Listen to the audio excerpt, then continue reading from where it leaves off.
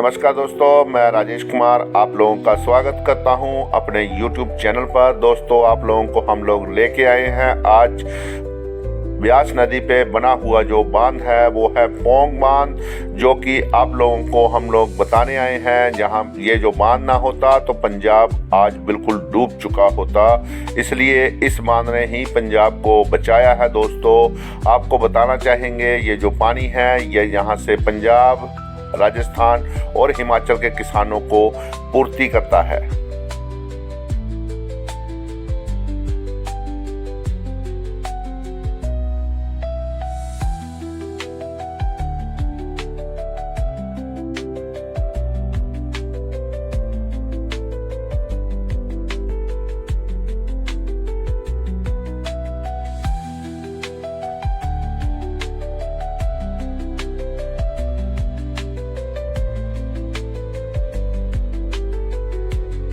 मिसाल है भाखड़ा ब्यास प्रबंधन बोर्ड, जो अपनी परियोजनाओं से पंजाब, हिमाचल, राजस्थान, हरियाणा और दिल्ली में जल और बिजली की आपूर्ति करने में लगातार प्रयासरत है। बीबीएमबी द्वारा निर्मित भाखड़ा, कोटला, गंगूबाल और देहर जल विद्युत स्टेशन आज देश विदेश में प्रगति की पहचान बन गए हैं। और इसी क्रम से 1974 में एक नाम और जुड़ा, पोंग डैम, जो कि हिमाचल में ब्यास नदी पर आज भी शान से खड़ा है।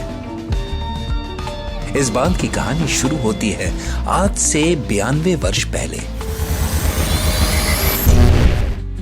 साल 1926 में, जब इसका निर्माण का प्रस्ताव पहली बार रखा गया। ब्लूप्रिंट तैयार होने के बाद सारी जरूरतों और स्रोतों की सप्लाई की निश्चितता के बाद साल 1961 में पुरजोर गति के साथ बांध के निर्माण का काम शुरू किया गया। 13 वर्षों की कड़ी मेहनत के बाद साल 1974 में ये बांध बनकर तैयार हुआ।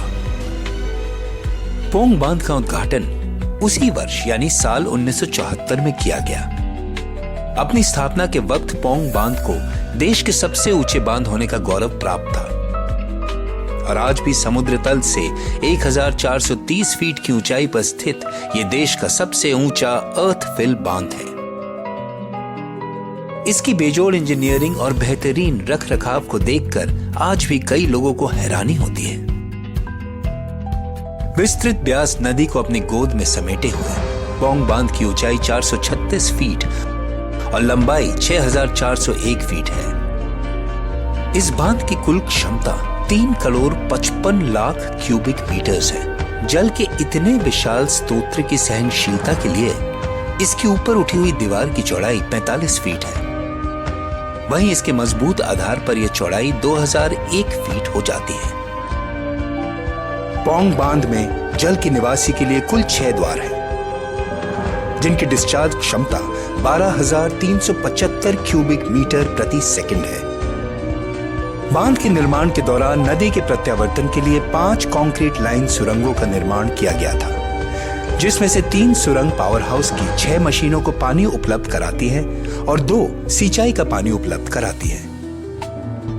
पोंग बांध के जरिए बीबीएमबी हिमाचल प्रदेश, पंजाब और राजस्थान में सिंचाई का पानी प्रदान करता है। इस बांध के निर्माण के बाद यहाँ के आसपास के आम लोगों के जीवन में बहुत बड़ा बदलाव आया।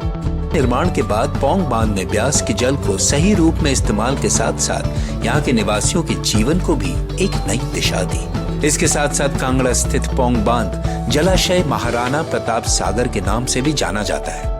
आज यहाँ हर साल समूचे विश्व से पक्षियों की कई प्रवासी प्रजातियां आती हैं और इनके संरक्षण के लिए भी नई संभावनाएं उजागर हुई है, जिसके कारण महाराणा प्रताप सागर आज सिर्फ भारत ही नहीं बल्कि पूरे विश्व में प्रख्यात पक्षी अभयारण्य यानी बर्ड सैंक्चुरीज में से एक है। बिजली और सिंचाई के अलावा बांध के निर्माण से और भी कई सुविधाएं नजर आते हैं। बांध के आसपास के गांव में मछली पालन एक नया व्यवसाय बनकर उभरा है।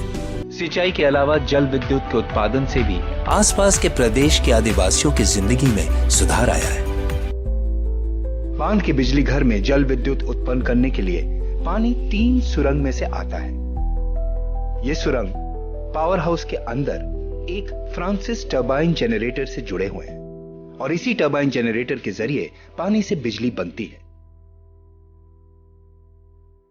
बांध के 6 विद्युत संयंत्र है। हर संयंत्र की क्षमता 66 मेगावाट है और बांध की कुल जल विद्युत उत्पन्न करने की क्षमता 396 मेगावाट है। बिजली उत्पादन व वितरण का नियंत्रण बांध के मुख्य कंट्रोल रूम से किया जाता है।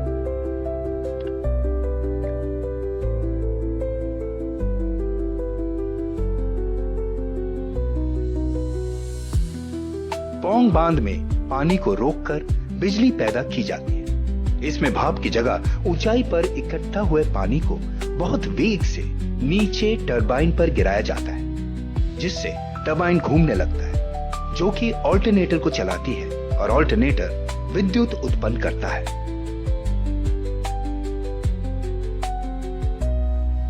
बांध द्वारा बनाई गई बिजली ने पंजाब, हरियाणा और राजस्थान राज्यों के विभिन्न शहरों में उद्योगों की प्रगति ने वर्षों बाद भी ब्यास नदी पर अपना सीना गर्व से ताने खड़ा है और अपने देश के लोगों की सेवा में लगातार प्रयासरत है, क्योंकि पौंग सिर्फ एक बांध नहीं, यहाँ के लोगों के जीवन का एक अटूट हिस्सा है। ये है पौंग डैम के 52 गेट। जब ये खुलते हैं तो दोस्तों ये नज़ारा देखने को मिलता है। ये जो बांध है इसने पंजाब को बचाया है, ये बचाने के लिए है। अगर ये बांध ना हो तो ये देखिए पानी इस प्रकार से पंजाब के कई हिस्सों में जाए। दोस्तों आप लोगों को मेरी वीडियो कैसी लगी? अच्छी लगी तो इसको लाइक और शेयर ज़रूर करें और बने रहें मेरे YouTube चैनल पर। इससे भी अच्छी जानकारी आपको देंगे। धन्यवाद।